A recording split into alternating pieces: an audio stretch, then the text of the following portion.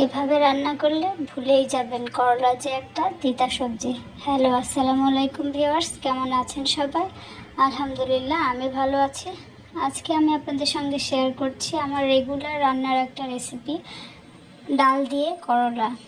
তো এই জন্য প্রথমেই আমি ডালটা ভিজিয়ে রেখেছিলাম। এখানে আমি খেসারির ডাল নিয়েছি। আপনারা চাইলে যে কোনো ডাল দিয়ে এটা রান্না করতে পারেন, তবে মোটা যে ডালগুলো, অ্যাঙ্কর ডাল, ছোলার ডাল বা এরকম খেসারির ডাল, এই ডালগুলো দিয়ে এই সবজিটা রান্না করলে বেশি ভালো হয়।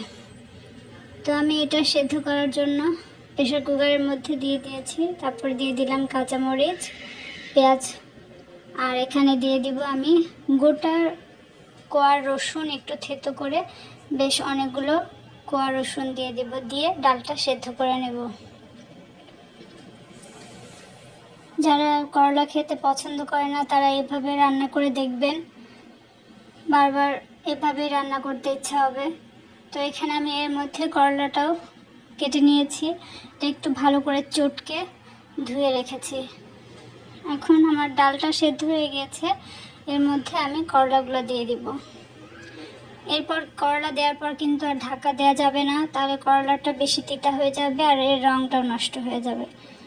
করলা দেওয়ার পর এর মধ্যে আমি দিয়ে দিলাম লবণ আর হলুদ গুঁড়া, দিয়ে একটু নেড়ে, এটা যেহেতু ঘন ঘন হবে সেজন্য খুব সামান্য পরিমাণ পানি অ্যাড করে দেব। এখানে আমি গরম পানি অ্যাড করছি। এখন এটা ফুটে ওঠার জন্য ওয়েট করব। এটা যখনই ফুটে উঠবে তখন এর মধ্যে আমি পেঁয়াজ, রসুন এগুলো দিয়ে একটা বাগার দিয়ে দেব। তো দেখতে পাচ্ছেন এটা খুব সুন্দর ফুটে উঠেছে। এ পর্যায়ে আমি বাগারটা রেডি করে নেব। তো সেজন্য আমি প্রথমে কড়াইয়ে তেল দিয়ে নিচ্ছি। এর মধ্যে আমি দিয়ে দিব গোটা জিরা। জিরাটা যখন একটু ফুটে উঠবে তখন আমি এর মধ্যে অ্যাড করে দেব পেঁয়াজ কুচি আর রসুন কুচি। দিয়ে দিলাম পেঁয়াজ, আর এবারে দিয়ে দিচ্ছি রসুন কুচি। এগুলো দিয়ে খুব ভালো করে ভেজে নেব। যখন এটা একদম পেঁয়াজ আর রসুনটা ব্রাউন কালার হয়ে আসবে তখন এটা আমি ডাল আর করলার মধ্যে ঢেলে দেব। তো পেঁয়াজ আর রসুনের কালার চলে এসেছে, এখন এটা আমি ডালের মধ্যে ঢেলে দিলাম।